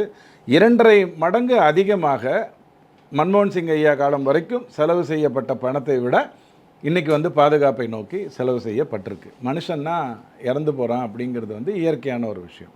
ஆனால் ஒரு விபத்தின் மூலமாக அவன் இறந்தான்னு சொன்னால் அது ரொம்ப சோகமான விஷயம். அந்த குடும்பமே நசிஞ்சு போயிடும். அந்த குடும்பம் தன்னுடைய பழைய நிலைமைக்கு திரும்ப வருவதற்கு பல வருடங்கள் ஆகும். அந்த விதத்தில் இந்த விபத்துகள் எல்லாமே வேதனைக்குரிய விஷயம்தான். ஆனால் அதை வைத்துக்கொண்டு ஒரு அரசியல் செய்ய வேண்டும் என்று, அரசியல் எதை வைத்து கொண்டு வேணாலும் செய்யலாம். ராகுல் காந்தி ஜிலேபி வச்சுக்கிட்டு கூட அரசியல் செய்வார், அவர் ஒரு பெரிய அறிவாளி. ஆனால் எதை வைத்து கொண்டாலும் அரசியல் செய்வான்னா ஸ்டாட்டிஸ்டிக்ஸ் உங்கள் முன்னாடி சிரிக்கும், உங்கள் முன்னாடி ரொம்ப கேவலமாக சிரிக்கும். லால் பகதூர் சாஸ்திரி எதற்காக ரிசைன் செய்தார் அப்படின்னு பார்த்துட்டு, அதற்கப்புறம் மன்மோகன் சிங் ஐயா வரைக்கும் நடந்த விபத்துக்கள் எத்தனை அப்படிங்கிறத நீங்கள் பார்ப்பீங்கன்னு சொன்னால், உங்கள் கண்ணாடி, இந்த போக்கிரி படத்தில் வடிவேலு வந்து தன்னையே கண்ணாடியில் பார்த்துட்டு இந்த குரங்கு பொம்மை எங்கே கிடைக்கும், எவ்வளோ விலை அப்படின்னு கேட்பான் பாருங்கள், அந்த மாதிரி சிரிக்கும். நடந்தது ஒரு துயரம், அதில் மாற்று கருத்து இல்லை. ஒரு நின்று கொண்டிருந்த வண்டியில் ஓடிக்கொண்டிருந்த வண்டி வந்து இடித்தது அப்படிங்கிறது வந்து ஏற்கனவே ஒடிசாவில் ஒரு 1.5 வருடங்களுக்கு முன்னாடி இதே மாதிரி நடப்பதை நம்ம பார்த்தோம். ஸோ கவனக்குறைவுகள் அப்படிங்கிறது வந்து ரொம்ப மோசமானது, ரொம்ப மோசமானது. அதை செய்யக்கூடாது, தடுப்பதற்காகத்தான் எல்லாருமே கஷ்டப்படுறோம். என்னை பொறுத்த வரைக்கும் ஒரு ரயில்வே எப்படி நடக்கணும் அப்படின்னு கேட்டிங்கன்னா, குழந்தை பிறந்தவுடன் அந்த குழந்தையை எடுத்துகிட்டு போய் கழுவி கொண்டு வந்து தாயிடம் கொடுக்குறா இல்லையா, அந்த அவள் வந்து எத்தனை குழந்தைகளை கீழே போடலாம்? 100 குழந்தைக்கு ஒரு குழந்தையை கீழே போடலாமா? 2 குழந்தையை கீழே போடலாமா? ஒரு குழந்தையும் கீழே போடக்கூடாது. அதுதானே? அப்படித்தான் ஒன்று நடக்கணும், அதில் எந்த ஒரு மாற்று கருத்தும் இல்லை. ஆனால் அதையும் மீறி இந்த மாதிரி ஏதாவது ஒன்று நடந்ததுன்னு சொன்னால், அங்கே என்ன பண்ணணும், அந்த இடத்துல போய் அவங்கள எப்படி காப்பாற்றணும் அப்படிங்கிறத தான் நம்ம பார்க்கணுமே ஒழிய, இந்த மாதிரியான கேவல அரசியல்கள் எல்லாம் துபாயில் உட்காந்துட்டு பண்ணக்கூடாது. துபாயில் உட்காந்துட்டு இந்த மாதிரி அரசியல் பண்ணக்கூடாதுங்கிறீங்க. ஆனால் அவர் பண்ண ஜிலேபி அரசியலை பற்றி தான் நம்ம இப்போ எல்லாருமே. ஜிலேபிங்கிறது தேர்தல் அரசியல். தேர்தல் அரசியலில் நீங்கள் என்ன வேணாலும் சொல்லலாம். இந்த இப்போ தமிழ்நாடு சொல்லலையா, ₹1 29 தான் கொடுக்குறாங்கன்னு பச்சை பொய்யும் சொல்லுச்சு. எனக்கு தெரிஞ்சு ஜிஎஸ்டி வந்த காலத்துலேருந்து ₹1 29 தான் மத்திய அரசுக்கு போகுது. இன்டைரக்ட் டேக்ஸ், டைரக்ட் டேக்ஸ் ரெண்டுத்தையும் சேர்த்து எடுத்திங்கன்னா, இன்டைரக்ட் டேக்ஸ் எடுத்திங்கன்னா, ஆனால் இவங்க டைரக்ட் டேக்ஸை வச்சு உங்ககிட்ட ஒரு பொய்யை சொன்னாங்க. நேரடியாக வருகின்ற வருமான வரியை வச்சு ஏன்னா இவ்வளோ கொடுக்குறேன், எனக்கு இவ்வளோ தான் திருப்பி வருதுன்னு ஒரு பொய்யை சொன்னாங்க. கர்நாடகாவை சொல்ல சொன்னாங்க, கேரளாவை சொல்ல சொன்னாங்க. அதையும் மீறி 240 பேர் அங்கே வந்து ஒரே கட்சியில் உட்காந்துருக்காங்க. இவங்க 99 தாண்ட முடியாத நிலையில் உட்காந்துருக்காங்க. ஸோ பொய்களுக்கு ஒரு மரியாதை இருக்குது, கண்டிப்பாக இருக்குது. அது விவாதிக்கப்படுகின்ற வரைக்கும். அதற்கப்புறம் அது வந்து கேவலமாக மாறிடும், குப்பை தொட்டியாக மாறிடும். அந்த விதத்தில் தான் இவங்க பண்ணுறாங்க. நடந்த அந்த துயரமும் இந்த 24 மணி நேரத்தில் தன்னுடைய இலக்குகளை நோக்கி போகக்கூடியவங்க தடுக்கப்பட்டதும் அதெல்லாம் வேதனைக்குற ஒரு விஷயம். இது நடக்காமல் இருக்கணும்னு தான் நம்ம சொல்லாமல் ஒழிய நடந்துட்டு இருக்கிறது அதிகமாக இருக்கான்னு கேட்டால் தப்புன்னு மட்டும் என்னால் சொல்ல முடியும். ஓகே சார், இப்போ ஹரியானாவை எடுத்துக்கலாம். நம்ம ஜிலேபி அரசியலை பற்றி பேசுறதுனால ஹரியானாவில் வந்து நான் ஜிலேபி அரசியலை பற்றி பேசுகிறதுக்கு நான் படிக்கவும் இல்லை, என்னுடைய ஆசிரியர்கள் அதை சொல்லிக் கொடுத்ததும் இல்லை. ஆனால் ராகுல் காந்தி என்கின்ற அறிவாளி அதை சொன்னதுனால உங்களுக்கு நான் அதை சொன்னேன். ஓகே சார், ஹரியானாவில் பார்த்தீங்க அப்படின்னா காங்கிரஸ் வந்து ரொம்பவே நம்பிக்கையாக இருந்தாங்க. ஸோ அவங்க வந்து யார் முதல்வர் அப்படின்னு தேர்வு செய்கிற வரைக்கும் போயிட்டாங்க. ஆனால் பார்த்தீங்க அப்படின்னா அங்கே வந்து அவங்களுக்கு தோல்வி கிடச்சிருக்கு. நாங்கள் இந்த தோல்வியை ஏற்றுக்க மாட்டோம் அப்படின்னு யார் முதல்வர்னு அவங்க தேர்ந்தெடுத்ததுனால தான் அவங்க கஷ்டப்பட்டாங்க. ஹூடாங்கிறவருக்கு 70 சீட்டுக்கு மேலே அவர் சொல்கிறவங்களுக்கு மட்டும் சீட்டை ஒதுக்கிறதுக்கான அறிவார்ந்த வேலையை செஞ்சாங்க இல்லையா, அதனால தான் கஷ்டப்பட்டாங்க. கர்நாடகாவில் சித்தராமையாவும் சிவகுமாரும் சேர்ந்து உங்களுக்கு அதை சேர்ந்துருக்கலாம், வெற்றி பெற்றிருந்துருக்கலாம். அவங்க அரசியலில் ரொம்ப வருஷமாக இருக்கிறவங்க, எல்லா தப்புக்களையும் செய்யக்கூடியவங்க. அதனால தான் இப்போது சித்தராமையா நம்ம ஜெயலலிதா அம்மா மேலே நீங்கள் சொன்ன குற்றச்சாட்டு டான்சி ஊழல் மாதிரி ஒரு தப்பை பண்ணிவிட்டு என்ன பண்ணுறதுன்னு தெரியாமல் முடிச்சுக்கிட்டு இருக்கார். ஆந்திராவில், தெலுங்கானாவில் நீங்கள் ரெட்டின்னு ஒருத்தரை நம்பி ஒரு களத்தில் இறங்கியிருக்கலாம். டிஆர்எஸோடைய ஓட்டு உங்களுக்கு வந்து டிஆர்எஸோடைய ஓட்டு உங்களுக்கு வந்து வந்திருக்கலாம், நீங்கள் நல்லா இருந்திருக்கலாம். ஆனால் ஹூடாங்கிற ஒரு நில அபகரிப்பு விஷயத்துக்குள்ளே மாட்டிக்கிட்ட ஒரு அரசியல்வாதி, அவரை நம்பி நீங்கள் ஒட்டுமொத்தமாக ஹரியானாவில் இவர் தான் வரப்போகிறாரு, இவர் சொல்கிறபடி நம்ம கேட்போம், நம்ம குரூப் ஃபோட்டோவில் போய் நின்றுப்போம், எப்படியா இருந்தாலும் நம்மளை நடுவில் நிற்க வைப்பாங்க, உயரம் வேறு கம்மி, அதனால் நம்மளை நடுவில் நிற்க வச்சுருவாங்க அப்படின்னு சொல்லி நீங்கள் திட்டமிட்டது தான் ஹரியானாவில் வந்த முதல் தவறு, நம்பர் 1. இரண்டாவது, இப்போ தான் ஜனவரியில் தான் ஏப்ரலில் தான் ஒரு தேர்தல் நடக்குது. அங்கே வந்து 5க்கு 5ன்னு வெற்றி பெறுறாங்க. பிஜேபி என்ன பண்ணோம், தான் தோற்ற அந்த 5 இடத்தில் எதற்காக தோற்றோங்கிறத பார்க்கும். திமுக வந்து 40க்கு 40 நோட்டை வச்சு கொண்டு போய் ஒரு பூத் ஸ்லிப்பை வச்சுக்கிட்டு நோட்டை வைத்துக்கொண்டு ஒரு 10% வாக்குகளை ஸ்திரப்படுத்தி கொண்டு மீதியெல்லாம் விளையாடுங்க அப்படின்னு சொல்லிட்டு 40க்கு 40 ஜெயிச்சுட்டு பாசிசத்தை வென்றோம் அப்படின்லாம் கதை விட முடியும். ஆனால் ஹரியானாவில் என்ன நடந்ததுன்னு சொன்னால் அந்த 5 சீட்டில் எதனால் தோற்றோங்கிறத அவங்க கான்சென்ட்ரேட் பண்ணுறாங்க. நம்பர் 1. 2005 இப்போ 2024 இந்த 2வது தேர்தல் வரைக்கும் நீங்கள் ஹரியானாவை ரூட் பண்ணி பார்த்தீங்கன்னா 65 சீட்டு இருந்த காங்கிரஸ் இன்றைக்கி வந்து 38க்குள்ளே வந்து இறங்கியிருக்கு. அந்த இறங்கும் படலம் ரொம்ப மோசமாக அது இருந்திருக்கு. அதே பிஜேபி 2 சீட்டு 2005 அதிலிருந்து அது 49க்கு உயர்ந்து வந்திருக்கு. ஸோ உயர்ந்து கொண்டே வந்திருக்கிறவன் என்ன தப்பு பண்ணியிருக்க போகிறான், தாழ்ந்து கொண்டே வந்தவன் எந்த தப்பை சரியாக செய்யாமல் போனான் அப்படின்னு தான் நீங்கள் பேச முடியுமே தவிர. அடுத்தது இன்னொரு உதாரணம் சொல்லுவாங்க, சார் 12 மணி வரைக்கும் அவர் தான் ஜெயிப்பாருன்னீங்க, அது என்ன சார் டப்புக்குன்னு மாற்றிட்டீங்க. தமிழ்நாட்டில் நடக்கல 2016 1% வாக்கு வித்தியாசம் அதிமுகவுக்கும் திமுகவுக்கும். ஜெயலலிதா அம்மா இருக்கிற போது இந்த 40க்கு 40 கதையெல்லாம் விட முடியாது. அவங்களுக்கு தெரியும் எப்படி ஒரு தேர்தலை சந்திக்கணும்னு தெரியும். அந்த டைமில் என்னாச்சு, காலையிலேருந்து அதிமுக இது இன்கம்பன்சி, இந்த அரசு போயிடும், தமிழ்நாட்டினுடைய வரலாற்றில் இதுக்கு முன்னாடி எம்ஜிஆர் மட்டும்தான் இன்கம்பன்சியை மீறி ஒரு முறை ஜெயிச்சிருக்காரு, அதனால் தோற்று போயிடுவோங்கிற நம்பிக்கையில் தான் திமுக இருந்தாங்க. தோற்று போயிட்டீங்க. சீட்டு கிட்டத்தட்ட 30 சீட்டுக்கு மேலே வித்தியாசம் வந்துச்சு. சொடுக்கு போட்டால் நான் கலைச்சிருவேன் அப்படின்னு ஆரம்பிச்சிங்க. கருணாநிதி ஐயா அன்றைக்கே சொன்னார், இந்த அரசு ரொம்ப நாளைக்கு நீடிக்காது அப்படின்னு ஓப்பனாகவே சொன்னார். ஆனால் கடைசி வரைக்கும் ஒன்றும் நடக்கலை. எடப்பாடி ஐயா ஆட்சியை முடிச்சுட்டு கிளம்பி போனார். இதுதான் அரசியல், வாக்கு தான் அரசியல். ஆனால் ஆர்எஸ்எஸ் அங்கே செஞ்ச ஒரு பெரிய வேலை, கிட்டத்தட்ட பல ஆயிரம் கிராமங்களுக்கு உள்ளே பூந்து என்ன பிரச்சனை எதனால் வந்தது. நான் வந்து கடந்த 3 வருடமாக பிஜேபி அங்கே மாநில பிஜேபி அற்புதமான ஒரு ஆட்சி கொடுத்ததுன்னு நான் சொல்ல மாட்டேன். ஆனால் மத்தியிலிருந்து வரக்கூடிய அத்தனை திட்டங்களும் அந்த இடத்துல ஒழுங்காக போய் சேர்ந்தது. இந்த இடத்துல ஸ்டிக்கர் ஒட்டிட்டு சேர்ந்துருச்சு. இங்கே நான் என்ன தான் செஞ்சாலும் உங்கள் பேரில் தான் அது பதிவாகும், மக்கள் மனசில் போய் சேரும். ஆனால் ஹரியானாவில் அப்படி இல்லை. டபுள் இன்ஜின் சர்க்கார் தெள்ள தெளிவாக பிஜேபி செய்தது என்று போனதுனால அங்கே அந்த ஸ்ட்ரீட் வெண்டார்ஸ்ன்னு இருக்காங்க இல்லையா, அவர்கள் மட்டும் அன்றாடம் காட்சிகள்னு சொல்லுவீங்க இல்லையா, அவர்கள் மட்டும் பலனடைந்ததுங்கிறது வந்து பல லட்சங்களில் இருந்தது. ஸோ அது அழகாக தூண்டி எடுக்கப்பட்டது. அப்படித்தான் இந்த ஹரியானா தேர்தலுங்கிறது வெற்றியாக வந்திருது. தோற்று போயிருந்தா கூட, ஹரியானாவில் தோற்று போயிருந்தா கூட, இத்தனை ஆண்டு காலம் ஹரியானாவில் நடந்த தேர்தலில் இவ்வளவு சீட்டு வைத்து கொண்டிருந்த எதிர்கட்சியாக பிஜேபி தான் இருந்திருக்கும். காங்கிரஸ் அப்படி இல்லை. தோற்று போயிருந்தாலும் கூட ஜெயிச்ச போது 3வது முறையாக அது ஜெயிக்குது. 3வது முறையாக ஜெயிக்கும் போது நீங்கள் தேர்தல் ஆலயத்துக்கு எடுத்து ஆர்கனைசேஷன்கிட்ட போயிட்டு நீங்கள் எல்லாம் ஏமாற்றிட்டீங்க, இந்த இடத்துல நாங்கள் தான் ஜெயிச்சிருக்கணும் அப்படின்னு சொன்னால் தேர்தல் ஆணையம் என்ன சொல்லும்? ஐயா, எந்த மாவட்டம், எந்த தொகுதி, எந்த வார்டு சொல்லு, நான் உடனே அந்த இடத்துல உனக்கு ரெசிப்டையும், இந்த ரெசிப்ட் வருது இல்லையா, அந்த ரெசிப்டையும் வாக்கையும் நான் டேலி பண்ணி காட்டுறேன், எத்தனையில் பண்ணணும்னு சொல்லு, 10% பண்ணட்டுமா, 5% பண்ணட்டுமா அப்படின்னு கேட்பாங்க. 10% பண்ணுங்கன்னு சொல்லுங்கள், பண்ணி காட்டிட்டு போயிடுவாங்க. அதுக்கு பயந்து தான் அப்படியே வாழை சுருட்டிட்டு வந்து உட்காந்துட்டாங்க. ஸோ ஹரியானாவில் காங்கிரஸ் வெற்றி பெற்றிருப்பதற்கு நிறைய காரணங்கள் இருந்தது. தன்னைத்தானே 9 அடி ஆழம் குழியில் தள்ளிக்கிட்டு சூரியன் படத்தில் கவுண்டமணி உள்ளே விழுந்த மாதிரி போந்தீங்கன்னா எவனோ ஒருத்தன் வந்து அட்ரஸ் கேட்க தான் செய்வான். அப்படி தான் நடக்கும். ஓகே சார், இப்போ ஜம்மு காஷ்மீர் நம்ம எடுத்துக்கலாம். ஜம்மு காஷ்மீரில் பார்த்தீங்க அப்படின்னா ஜம்மு பகுதியில் 30 தொகுதிகளில் இந்துக்கள் வந்து பெரும்பான்மையாக இருக்காங்க. அதில் 29 தொகுதிகளில் யார் பாஜக வந்து ஜெயிச்சிருக்காங்க சார். இதை எப்படி சார் பார்க்கணும்? அதாவது மத அரசியல் தான் பாஜக முன்னெடுத்து செல்லுது, இந்துக்கள் ஓட்டை மட்டும் தான் நம்பி இருக்கு அப்படிங்கிறது வந்து இது ஒரு எக்ஸாம்பிளாக பார்க்கலாம் அப்படின்னு எதிர்கட்சியில் இருந்த பண்டிட்டுகள் எல்லாம் ஈவு இறக்கம் இல்லாமல் விரட்டி அடிச்சுங்க. ஜம்முலையும் காஷ்மீர்லேயும் இந்தியர்கள் தான் இருந்தாங்க. காஷ்மீரில் இருந்த பண்டிட்டுகளை எல்லாம் விரட்டி அடிச்சுங்க. ஜம்முவில் என்னவோ நேத்திக்கு உட்காந்து இந்துக்கள் அங்கே வரல, அவங்க ஒன்றும் அப்படி குட்டி போடலை, எனக்கு தெளிவாக தெரியும்னா. ரொம்ப வருடங்களாக அப்படி தான் இருக்குது. போன முறை ஒரு ஆட்சி நடந்தது இல்லையா 10 வருஷத்துக்கு முன்னாடி, அப்போவும் ஜம்முவில் தான் பிஜேபி அதிகமாக வெற்றி பெற்றிருந்தது.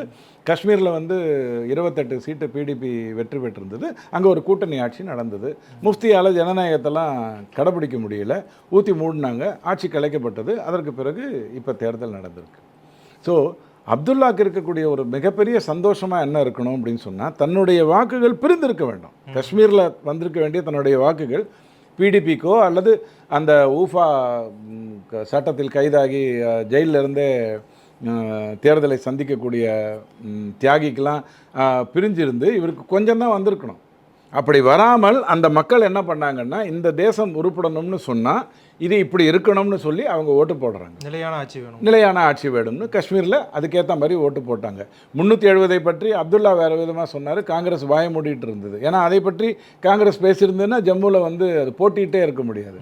ஸோ மொத்தமாக 6 சீட்டு ஜம்மு அண்ட் காஷ்மீரில் ஜெயிச்சுட்டு காங்கிரஸ் ஆட்சி ஜம்மு அண்ட் காஷ்மீரில் வந்ததுன்னு நீங்கள் சொல்லுவீங்கன்னா உங்களை பார்த்து சிரிக்கிறத தவிர என்னால் ஒன்றும் பண்ண முடியாது. ஸோ ஜம்மு காஷ்மீரில் எனக்கு இருக்கக்கூடிய மிகப்பெரிய மகிழ்ச்சி என்னென்னா, 61%, 62% மக்கள் வாக்கு போட்டு நான் பாரதத்தை சேர்ந்தவன், நான் இந்தியாவை சேர்ந்தவன் பெருமையாக சொன்னான் பாருங்க, அதுதான் எனக்கு சந்தோஷம். யார் ஆட்சிக்கு வர்றாங்கங்கிறத பற்றி இப்போ எனக்கு கவலை இல்லை. நாளைக்கு தெரிஞ்சிடும். மத்திய பிரதேஷ், இமாச்சல் பிரதேஷ் மாதிரி ஊற்றி மூட போகுதா, கர்நாடகா மாதிரி பொருளாதார ரீதியாக நசிந்து போக போகிறதா, தெலுங்கானா மாதிரி நசிந்து போனாலும் எப்படியாவது எந்திரிச்சு வருங்கிற ஒரு நம்பிக்கையை கொடுக்க போகிறதா, அல்லது பெரிய அளவில் செழிப்பாக வரப்போகுதா. ஆனால் மத்திய அரசு காஷ்மீரை ஒரு மிகப்பெரிய டூரிஸ்ட் ஸ்பாட்டாகவும், ஒரு இன்வெஸ்ட்மெண்ட் ஸ்பாட்டாகவும், ஒரு இண்டஸ்ட்ரி வரக்கூடிய ஒரு இடமாகவும், அங்கே மனிதர்கள் யதார்த்தமாக வாழக்கூடிய ஒரு இடத்துக்கு கொண்டு வர்றதுக்கான வேலையை அப்துல்லா முதல்வராக இருந்தாலும் செய்வாங்க, பிஜேபியிலேருந்து வந்திருந்தாலும் அதை செய்வாங்கங்கிறதுல எந்த மாற்று கருத்தும் இல்லை. ஏன்னா இந்தியா அப்படிங்கிறது வந்து எனக்கு ஓட்டு போட்டது போடலை அப்படிங்கிற அடிப்படையில் பார்க்கக்கூடிய வித்தியாசங்கள் இல்லை என்னை பொறுத்த வரைக்கும். ஓகே சார், அவங்க வைக்கக்கூடிய கோரிக்கை என்னென்னா, உமர் அப்துல்லா என்ன சொல்கிறாருன்னா, மோடி அவர்கள் வந்து மிகவும் சக்தி வாய்ந்த தலைவர், நான் சென்டர் கூட வந்து ஒருங்கிணைந்து தான் செயல்பட விரும்புகிறேன், எங்களுக்கு மாநில அந்தஸ்து அப்படிங்கிறது வேணும் அப்படின்னு சொல்லி அவர் கேட்குறாரு. ஜம்மு காஷ்மீர் மாநிலமாக அங்கீகரிக்கப்பட வாய்ப்புகள் இருக்கு. எல்லாருமே ஒரு தப்பு பண்ணுறாங்க. குறிப்பாக அந்த கம்யூனிஸ்ட் சகோதரர்கள் விவாதத்துக்கு வரும்போது ஒரு யூனியன் பிரதேசமாக மாற்றிட்டீங்க அப்படின்னு சொல்லி ஒரு குற்றச்சாட்டை வைக்கிறாங்க. நான் ஓரிரு வரியில் சொல்லிடுறேன். காஷ்மீர்லேருந்து 370 நீக்க வேண்டும் அப்படிங்கிற ஒரு நடக்கணும் அப்படின்னு சொன்னால் அங்கேருந்து சட்டசபையிலேருந்து இது வரணும், ஒப்புதல் வரணும். சட்டசபை அங்கே கலைஞ்சிருக்கு. இப்போ என்ன பண்ணணும்? 370 அங்கேருந்து எடுக்கணும். எடுத்தால் தான் இந்தியாவில் இருக்கின்ற உங்களைப் போல என்னை போல அங்கே இடஒதுக்கீடுங்கிறது வரும். இங்கே இருக்கக்கூடிய இஸ்லா சகோதரிகளைப் போல் அங்கே இருக்கக்கூடிய இஸ்லா சகோதரிகளைப் போல் அவங்க நிலம் வாங்க முடியும். இது எல்லாம் யதார்த்தமாக நடக்கணும்னு சொன்னால் 370 நான் கொண்டு வரணும். 370 நான் கொண்டு வரணும்னா சட்டசபையுடைய ஒப்புதல் வேணும்னு சொன்னால், சட்டசபை கலைந்திருக்கும் போது யார் கலைத்தாங்க? பிஜேபியாக கலைச்சது? முஃப்தி முகமது தானே கலைச்சாங்க. அதை உடனே என்ன பண்ணோம்? டக்குன்னு ஒரு யூனியன் பிரதேசமாக மாற்றினோம். யூனியன் பிரதேசமாக மாற்றி அங்கே கவர்னர் சொல்வது தான் நடக்கும்ங்கிறது கொண்டு வந்தோம். நீதிமன்றத்தில் அதை எடுத்து சொன்னோம். 370 அமல்படுத்தினோம். இப்போ சட்டசபை தேர்தல் நடந்துருச்சு. இப்போ மாநில அந்தஸ்து திரும்பி வந்துட போகுது. அவ்வளோதானே. அன்னைக்கு சட்டசபை இல்லை, அதனால் மாநில அந்தஸ்து இல்லாமல் போச்சு. இன்றைக்கி சட்டசபை செயல்படும், அதனால் மாநில அந்தஸ்து வரப்போகுது. இவ்வளவு தானே. நீ ஏன் அப்படி ஒரு திருட்டுத்தனம் பண்ண அப்படின்னு கேட்டால், நீங்கள் ஒரு நல்லவர், ஒன்வேல ஓடுறீங்க, உங்களை காப்பாற்றணும், ஒன்வேல நான் வரக்கூடாதுன்னு சொல்லிட்டு சுற்றி வந்து உங்களை காப்பாற்றணும்னு நினைப்பேன்னா, நானும் ஒன்வேல தான் போவேன். அதைத்தான் பிஜேபி செய்தது. ஸோ இதை எப்படி மாநில அந்தஸ்தை எடுத்துட்டாங்கங்கிற மாதிரி கதை விட முடியும், பொய் சொல்ல முடியும்? திரும்பி வரப்போகுது. ஆனால் ஜம்முவை தனி மாநிலமாக தெரியாது, ஜம்முவை தனி மாநிலமாக, காஷ்மீரை தனி மாநிலமாக உருவாக்குகின்ற எண்ணம் பிஜேபிக்கு இருக்கா? லடாக் எப்படியுமே பெரிய நிலப்பகுதி, அதை நீங்கள் சேர்க்கவே முடியாது. திருப்பி அதை ஜம்மு அண்ட் காஷ்மீரோட சேர்க்கவே முடியாது. அது லடாக்காக தான் இருக்கும், அதில் மாற்றுக்கிறது இல்லை. ஸோ எப்படி இதை செயல்படுத்த போகிறது, அறிவார்ந்த சகோதரர்கள் அதுக்கு என்ன மாதிரியான இன்புட்டை கொடுக்க போகிறாங்க அப்படிங்கிறத நம்ம பார்க்கணும். ஆனால் பிஜேபி தன்னுடைய தேர்தல் அறிக்கையிலேயே தெளிவாக சொல்லியிருந்தது, ஐயா இது திரும்ப மாநில அந்தஸ்து வந்துடும். ஏன் இப்போ வராது? தேர்தல் முடிஞ்சால் தான் கொண்டு வர முடியும் அப்படிங்கிறத தான் எடுத்து சொன்னாங்க. வேற என்ன இருக்குது? ஸோ நம்ம தமிழ்நாடு பக்கம் வந்துடலாம். விஜய் அவர்கள் வந்து விநாயகர் சதுர்த்திக்கு வந்து வாழ்த்து தெரிவிக்கல. ஸோ அப்போ வந்து அவர் மேலே நிறைய விமர்சனங்கள் எழுந்துச்சு. இப்போ பார்த்தீங்க அப்படின்னா விஜயதசமி, ஆயுத பூஜை, சரஸ்வதி பூஜைக்கு வந்து அவர் வாழ்த்து தெரிவித்து அறிவிப்பு வெளியிட்டிருக்காரு. அவரோட தவறுகளை வந்து திருப்திக்கிறார் சார். விமர்சனங்களுக்கு பதில் சொல்கிறாருன்னு நினைக்கிறீங்க? இல்லை, அவர் தப்புன்னு நினச்சிருந்தா செஞ்சுருக்க மாட்டார். அவருக்கு அப்படி தான் பாடம் எடுத்தாங்க. திமுகவில் அப்படி தான் பாடம் எடுத்தாங்க. தீபாவளிக்கு வாழ்த்து தெரிவிக்கக்கூடாது, விநாயகர் சதுர்த்திக்கு வாழ்த்து தெரிவிக்கக்கூடாது, ஆனால் முருகரை எடுத்துக்கணும். விஜயதசமி, பொங்கல் இதெல்லாம் வந்து மண் சார்ந்தது, அதனால் அதுக்கு வாழ்த்துக்கள் தெரிவிக்கலாம். ஆனால் ஓணத்துக்கு நான் ஏன் தெரிவித்தேன்? ஐயோ ரொம்ப குழப்பமாகி போச்சு. இருந்தாலும் தெரிவிப்போம், ஏன்னா கேரளாலேருந்து நமக்கு ஆதரவுகள் வேணும், வேறு சில விஷயங்கள் இருக்குதுன்னு திமுக தொடர்ந்து செய்து கொண்டிருந்த, கருணாநிதி ஐயா தொடர்ந்து உங்களுக்கு வலியுறுத்தி கொண்டிருந்த, தீபாவளியெல்லாம் ஒத்துக்க முடியாது. தீபாவளி என்பது கிருஷ்ணர் வந்து நரகாசுரனை கொன்ற நாள் அப்படின்னு மட்டும் நீங்கள் பார்க்குறீங்க. அயோத்தி ராமன் அன்னைக்கு தான் பட்டாபிஷேகம் செய்துக்கிட்டான். நான் எதை கொண்டாடுகிறேன்றதை நீங்கள் எப்படி முடிவு பண்ணுவீங்க? நான் சொல்ல புரியுதா? இப்படி தான் பாராளுமன்றத்தை தொடக்கும்போது அன்றைக்கி வந்து சாவர்கருடைய பிறந்த நாள், அதனால தான் நீங்கள் அன்றைக்கி தொடங்குறீங்கன்னாங்க. அன்றைக்கி என்டிஆரோட பிறந்த நாள் அன்றைக்கி தான். நான் எதுக்காக தொடர்ந்தேன்னு உங்களுக்கு எப்படி தெரியும்? நான் ஒரு தேதியை குறித்தேன், பண்ணேன், அதில் 4 விஷயம் நடந்தது. நீங்கள் எப்படி விமர்சிக்கிறீங்க, நான் இப்படி ஏற்றுக்கிறேன். ஸோ இந்த ஒரு விஷயத்தில் விஜய் என்ன பண்ண போகிறாருங்கிறது அக்டோபர் 31 தெரிஞ்சிடும். தீபாவளிக்கு அவர் வாழ்த்து தெரிவிக்கிறாரா இல்லை மாட்டாரா? இல்லை ஒரு 6 பேர் உள்ளே போயிடுவாங்கன்ன உடனே தன்னுடைய நிலையை மாற்றிக்கொண்டு வாழ்த்து தெரிவிக்க வேண்டிய முக்கிய பதவியில் இருக்கிறவர் அவராவது 31 தீபாவளிக்கு வாழ்த்து தெரிவிப்பாரா? அது விஷ்ணு தானே. ஓணமாக இருந்தால் என்ன, கிருஷ்ணராக இருந்தால் என்ன, அது 4வது, இது 9வது வாழ்த்து தெரிவிக்க போகிறாரா அப்படிங்கிறதெல்லாம் தெரியும். ஸோ இதெல்லாம் அடிச்சாங்க காப்பி செய்கிற வேலை. அவர் என்ன பண்ணுறாருன்னு பார்த்துட்டு அதையே நம்ம பண்ணுறது. ஸோ இவர் திருத்தி கொண்டாருன்னு நான் சொல்ல மாட்டேன், தவறு செய்தாருன்னு நான் சொல்ல மாட்டேன். ஏன் சொல்ல மாட்டேன்னா அவருக்கு தெரியவே தெரியாது. நான் தெரியாமல் உங்கள் காலை மிதிச்சிட்டா தவறுன்னு சொல்லுவேன்னா, சாரின்னு வேணால் சொல்லுவேன். ஸோ நான் வந்து விஜய் தவறு செய்தாருன்னு சொல்ல மாட்டேன், அல்லது இப்போ திருத்தி கொண்டாருன்னு சொல்ல மாட்டேன். தெரியாமல் நான் உங்கள் காலை மிதித்தேன் அப்படின்னு சொன்னால் நான் என்ன சொல்லலாம்? சாரின்னு தான் சொல்லலாம், அவ்வளோதானே. இல்லை நீங்கள் வந்து எனக்கு தெரியும் நீ எதுக்காக மிதிச்சேன்னு அப்படின்னு பேசினா எனக்கு நேரம் இருந்தால் உங்களோட கொஞ்சம் நேரம் பேசிட்டு இருப்பேன், இல்லைனா கிளம்பி போயிடுவேன். ஸோ விஜய் எந்த தவறையும் செய்யவில்லை, ஏன்னால் அதை தவறுன்னே அவருக்கு தெரியாது. ஏன்னா கருணாநிதி என்ன சொன்னாரோ அதை அப்படியே எடுத்துக்கொண்டார். ஈவே ராமசாமி வேறு படிச்சிருக்காரு, அதனால் கொஞ்சம் குழம்பியிருப்பார். அதனால் அந்த பிரச்சனை அக்டோபர் 31 தெரிஞ்சிடும் விஜய் அவர்கள் எந்த ரூட்டில் போகிறாரு அப்படின்னு தெளிவாக. இப்போ ட்ரெயின் போகுதுன்னு வச்சுக்கோங்களேன், கரெக்டாக அரக்கோணம் வந்த உடனே இப்படி திரும்பிச்சுன்னா எங்கே போகுதுன்னு தெரியும், அல்லது இப்படி திரும்பிச்சுன்னா எங்கே போகுதுன்னு தெரியும் இல்லையா? அந்த மாதிரி பார்க்க வேண்டியது தான். ஸோ ஜாலியாக எடுத்துக்கோங்க, ரொம்ப சீரியஸாக இதெல்லாம் எடுத்துக்கோங்க. Okay sir, 31 தெரிஞ்சிருங்கிறீங்க. ஆனால் 27 ஒரு மாநாடு இருக்கே சார், அந்த மாநாட்டில் வந்து எதை சார் நம்ம எதிர்பார்க்கலாம்? 2 விஷயத்தை அவர் சொன்னார்னா நான் ரொம்ப சந்தோஷப்படுவேன். இந்த கொள்கைகளெல்லாம் எனக்கு நம்மளும் நம்பிக்கை இல்லைங்க. தர்மத்தின் வாழ்வுதன்மை சூதுகவும் தர்மம் மீண்டும் வெல்லும்னு RS பாரதி ஐயா கூட தான் உங்களுக்கு சொல்கிறாரு, TK செலவுங்கன் ஐயாவும் சொல்கிறாரு, TR பாலு ஐயாவும் சொல்கிறாரு, அண்ணாமலையும் சொல்கிறாரு. எல்லாரும் சொல்கிறாங்க இல்லையா? ஸோ அதை வைத்துக்கொண்டு நீங்கள் என்ன பண்ண போகிறீங்க? ஆனால் எதற்காக நான் அரசியலுக்கு வந்தேன் அப்படிங்கிறதுக்கு ஒரு காரணம் இருக்கணும். இப்போ ரஜினி ஐயா வரேன்னு சொல்லும்போது ஆன்மீக அரசியலுக்காக வந்தேன் அப்படின்னு சொன்னார். அது தமிழ்நாட்டில் இது வரைக்கும் நடக்காத ஒன்று. அவர் அழகாக அதை வந்து எடுத்து சொல்கிறாரு. ஆமாங்க, நீங்கள் வரணும் அப்படின்னு நாமெல்லாம் அது வரைக்கும் நான் ஒரு 44 வருட ரஜினி ரசிகன். எனக்கு ரஜினி அரசியலுக்கு வந்தால் தேவையே இல்லை. ஏன்னா நான் கூவத்தை கழுவுறேன்னு சொல்லிட்டுலாம் ஓட்டு வாங்குறவன் இல்லை. கூவம் கழுவப்படாத ஒன்று தான் எனக்கு நல்லாவே தெரியும். செஞ்சால் அதை ஒழுங்கான இன்ஜினியரிங்கோடு செய்யணும், கதை விடக்கூடாதுன்னு எனக்கு நல்லா தெரியும். ஸோ ரஜினி அரசியலுக்கு வரதில் எனக்கு விருப்பம் இல்லைனாலும் அவர் வரேன்னு சொல்லும் பொழுது சிஸ்டம் சேஞ்ச் செய்யணும், ஆன்மீக அரசியல். இந்த 2 வரி அழகாக சொன்னாரா? தேவையில்லாமல் ஒரு 300 பக்கத்துக்கு உங்களுக்கு ஒரு புக்கே எழுதி கொடுத்து அந்த மாதிரிலாம் உங்களை குழப்பலை. ஸோ அந்த விதத்தில் எனக்கு ரொம்ப சந்தோஷம். ஆனால் ரஜினி மாதிரியான தப்பை விஜய் செஞ்சிடக்கூடாது. அதுக்கப்புறம் ஒரு திரைப்படம் வரும். அந்த திரைப்படத்தில் நேட் அகாடமின்னு ஒரு வில்லன் நடத்துவான். நீட்டை நடத்துறது என்டிஏ அகாடமின்னு ஒரு என்டிஏங்கிறது ஒரு அமைப்பு.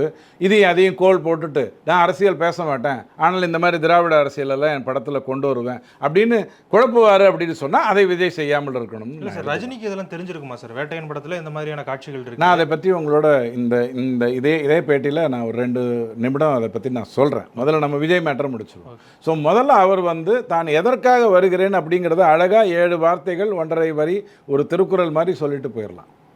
சிம்பிள். நான் இவர்களை எதிர்க்கிறேன், இவர்களோடு எல்லாரையும் நான் எதிர்க்கிறேன், நான் இப்படி இருக்க போகிறேன், என்னுடைய பாதை வேறு, என் வழி தனி வழி, சொல்லுங்கள், ஏற்றுக்கிறேன். நம்பர் 1 எதிர்பார்க்குறேன்.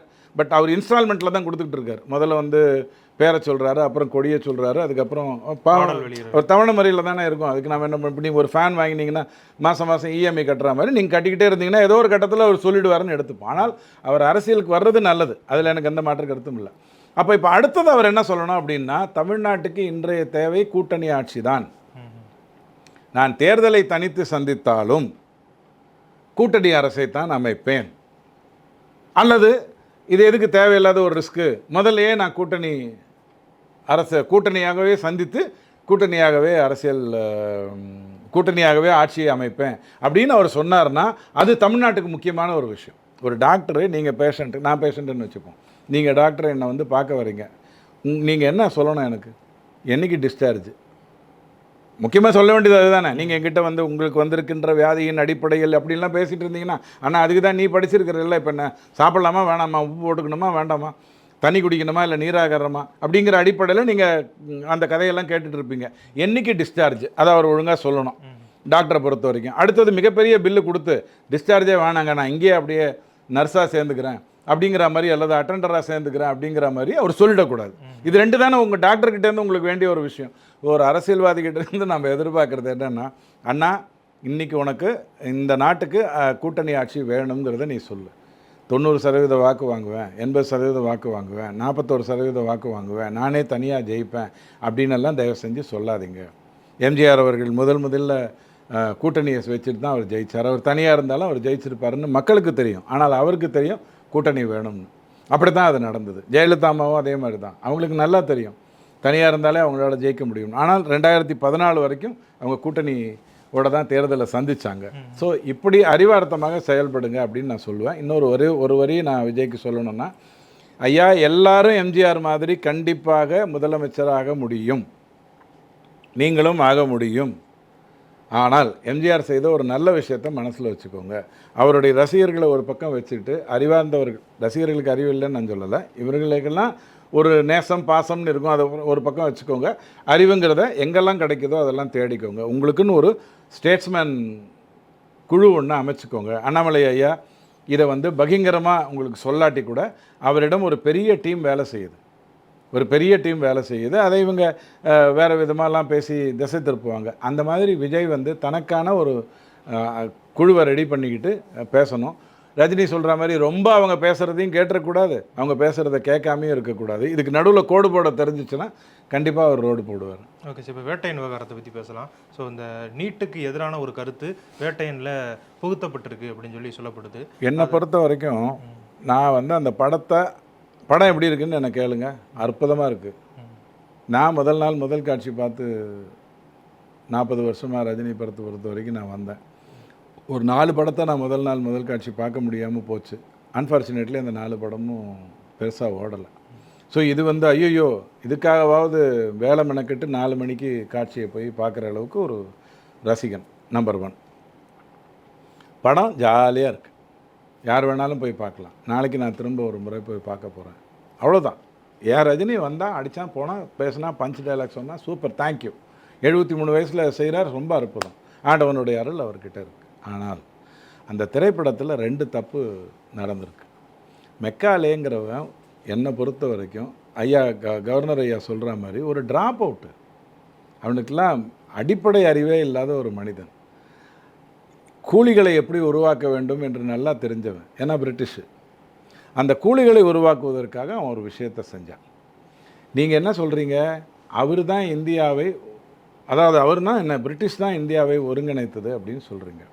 ஒருங்கிணைத்ததுன்னு சொல்கிறதோட நிறுத்திருந்தீங்கன்னா கூட சொல்லுங்கள், பரவாயில்ல. வாங்கின காசுக்கு பாம்போட நடிக்கிறீங்க, 8 பேர் அடிக்கிற மாதிரி நடிக்கிறீங்க, அந்த மாதிரி இதையும் நடிச்சிட்டிங்கன்னு நான் விட்டுட்டு போயிடுறேன். ரஜினி பணத்துக்காக எதையும் செய்ய மாட்டார், ஒரு நல்ல பற்றற்ற ஆள் அப்படின்னு நான் வந்து அவரை மதிக்கிறேன்.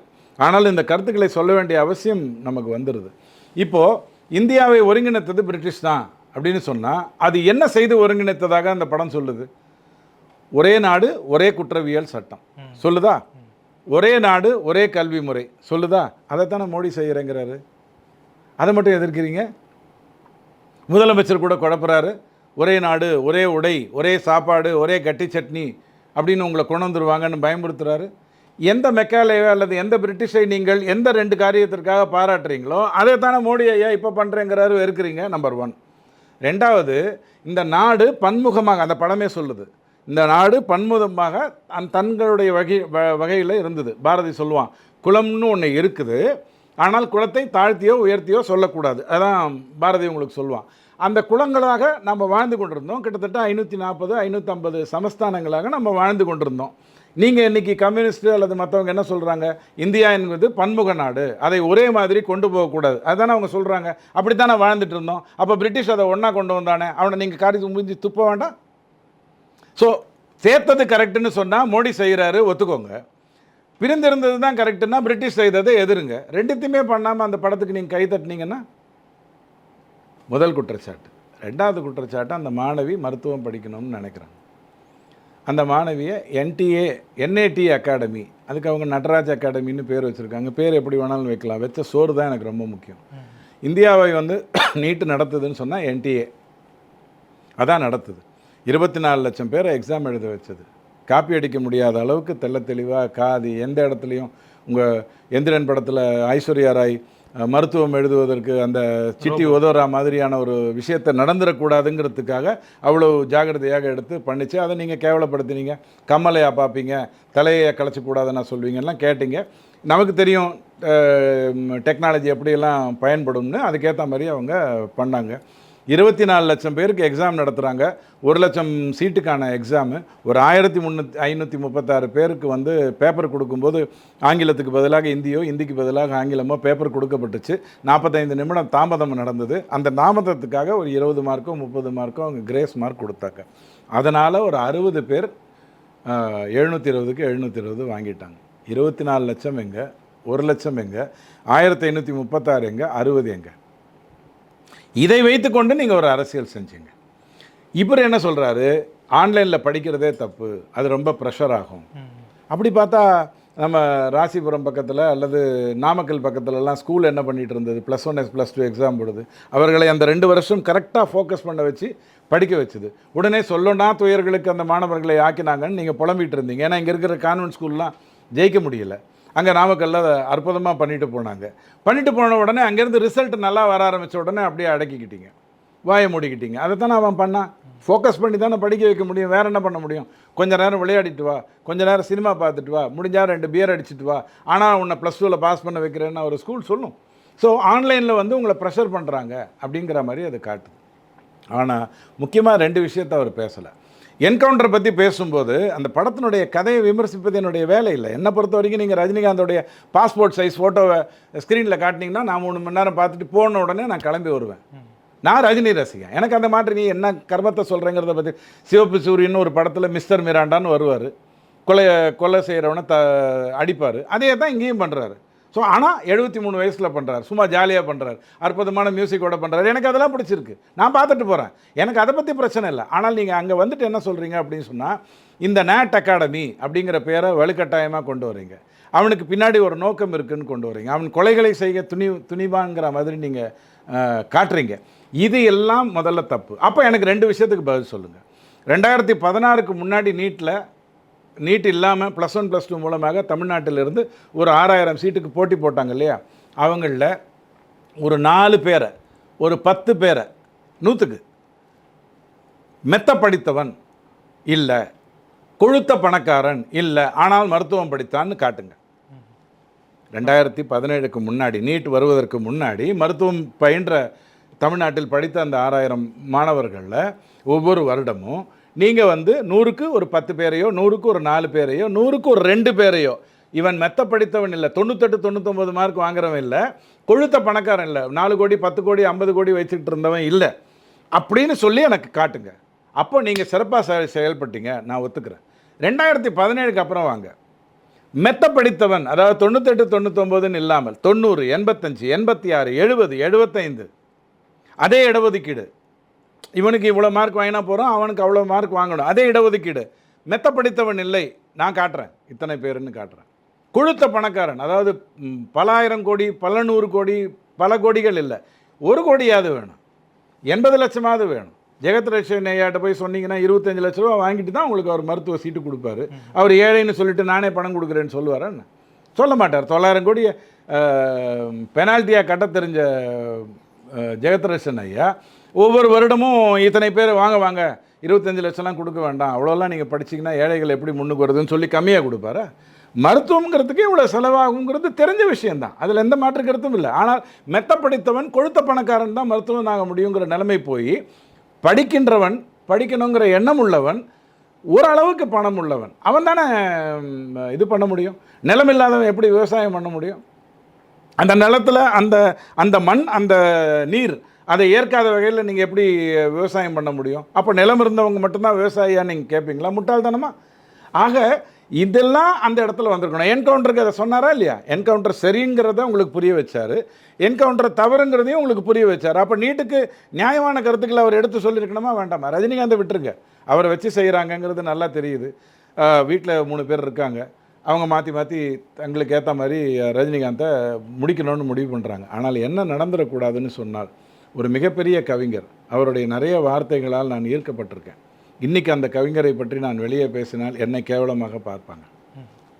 அந்த மாதிரி ரஜினி என்பவர் ஆன்மீக ரீதியாக அற்புதமாக இன்றைக்கி தமிழ்நாட்டில் பக்தியும் கலாச்சாரமும் அந்த ஆன்மீகமும் தழைத்திருக்குன்னா அதுக்கு மிகப்பெரிய காரணம் ரஜினிகாந்த். அவரை நாளைக்கு இந்த திராவிட சிந்தனைகள் உள்ள கருத்துக்களை எல்லாம் எடுத்து சொல்லக்கூடிய ஒரு பராசக்தியில் முயற்சி பண்ணி அதுக்கப்புறம் தொடர்ந்து பண்ணாங்க இல்லையா கருணாநிதி ஐயா, அந்த மாதிரி ஒரு வேலையை பண்ணாங்கன்ட்டு வரலாறு நாளைக்கு மாற்றி எழுதிடக்கூடாது. காரணம், பாட்ஷா படத்து வரைக்கும் அவர் அரசியல் பேசினதே இல்லை, அரசியல் வேண்டான்னு சொன்னார். பாட்ஷா அவருடைய 50வது படம் இல்லை, பாட்ஷா அவருடைய 149வது படம். அதற்கு பிறகு 20 படம் தான் இந்த 24 + 4 28 வருடங்களில் வந்திருக்குங்கிறது எல்லாருக்கும் தெரிஞ்ச ஒரு விஷயம். ஸோ அவ்வளவு அற்புதமாக தன்னுடைய வாழ்க்கையை நடத்திட்டவர் இந்த மாதிரியான சின்ன சின்ன விஷயங்களில் காம்ப்ரமைஸ் பண்ணிக்கக்கூடாது. அவருக்கு தெரியணும், நான் எதை இந்த நாட்டுக்கு சொல்கிறேங்கிறது தெரியணும். அது தெரியாமல் இந்த ஞானவேல்களையும் ரஞ்சித்தையும் வெற்றிமாறன்களையும் மட்டும் வைத்துக்கொண்டு, வெற்றிமாறன் மேலே எனக்கு வேறு வித அபிப்பிராயம் உண்டு, அதை விட்டுருங்க.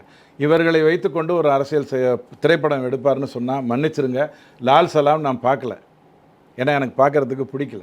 அதில் ஒரே ஒரு டயலாக் தான் நான் டீசரில் பார்த்துட்டு இல்லை இந்த படம் எனக்கு பிடிக்காதுன்னு நான் சொன்னேன். அதே மாதிரியே பண்ண வச்சிடாதீங்க.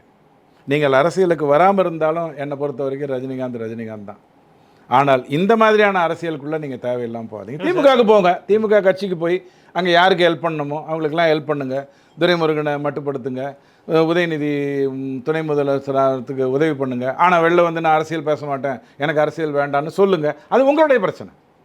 நீங்கள் வாழ்க்கையில் என்ன பண்ணுறீங்கிறத பற்றி எனக்கு கவலை கிடையாது, நீங்கள் என்ன செய்தீர்கள் தான் எனக்கு முக்கியம். ஆனால் இந்த மாதிரியான விஷயத்தில் ஜாக்கிரதையாக இருங்க. அவங்க உங்களை வைத்துக்கொண்டு தவறான தகவல்களை கொடுக்குறாங்க. இல்லைனா பேர் எதுக்கு நேட் அகாடமின்னு வரணும்? வேறு அகாடமி பேர் வச்சுருக்கலாமே.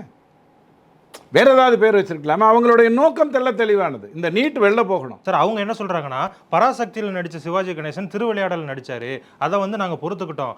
ஆனா பாபா படத்துலயோ ஸ்ரீ ராகவேந்திரா படத்துலயோ நடிச்ச ரஜினிகாந்த் வந்து இந்த மாதிரி வேட்டையன் படத்துல நடிச்சா நீங்க ஏன் சகிச்சுக்க மாட்டீங்க? 2 உதாரணமும் தப்பு. பராசக்தி அவருடைய முதல் படம், அதுக்கு முன்னாடியே ஒரு நாடக கலைஞர், வீரபாண்டிய கட்டபொம்மன்லாம் அதுக்கு முன்னாடியே பண்ணி முடிச்சிட்டார். அதற்கு பிறகு அவர் திருவிளையாடல்லையும் நடித்திருக்கார், பட்டாக்கத்தி பைரவன்லையும் நடித்திருக்கார். அதான் அவருடைய ரசிகர்களுடைய பாடு.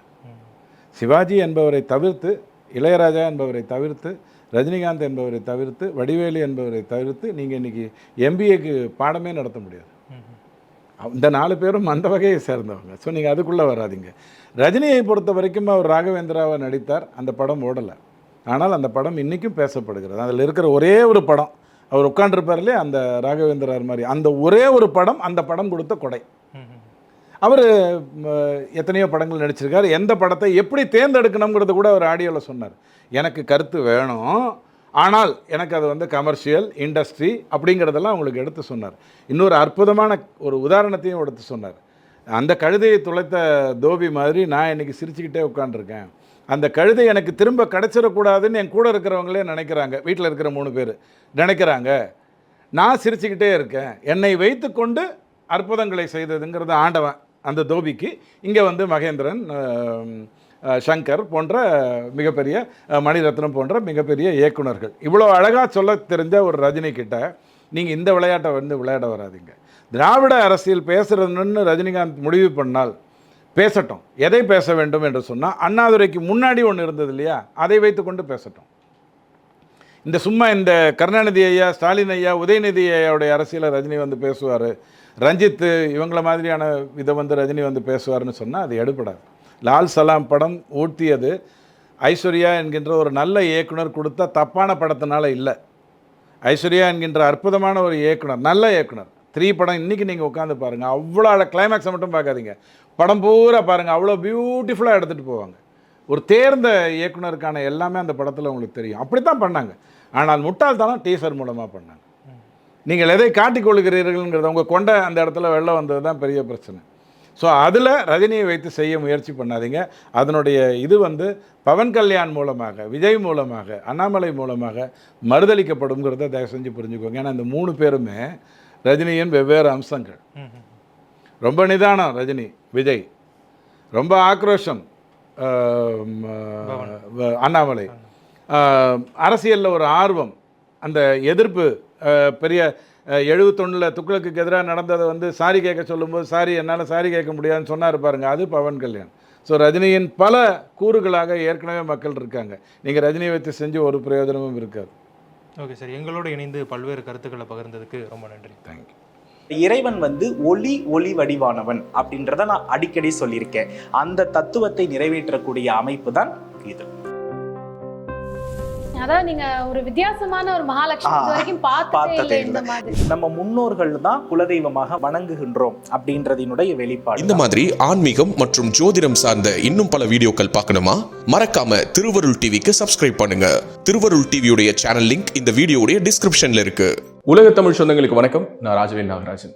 பேசு தமிழா பேசு வலையொலியுடைய வளர்ச்சிக்கு நீங்களும் உறுதுணையா இருக்கணும்னு நினைச்சீங்கன்னா இந்த வீடியோடைய டிஸ்கிரிப்ஷன்ல இருக்கக்கூடிய ரேசர் பே லிங்கை கிளிக் பண்ணுங்க. அந்த லிங்க்ல போயிட்டு உங்களுக்கு விருப்பமான தொகையை பேசு தமிழா பேசுவனுடைய வளர்ச்சிக்கு உங்களுடைய பங்களிப்பாக நீங்க கொடுக்கலாம்.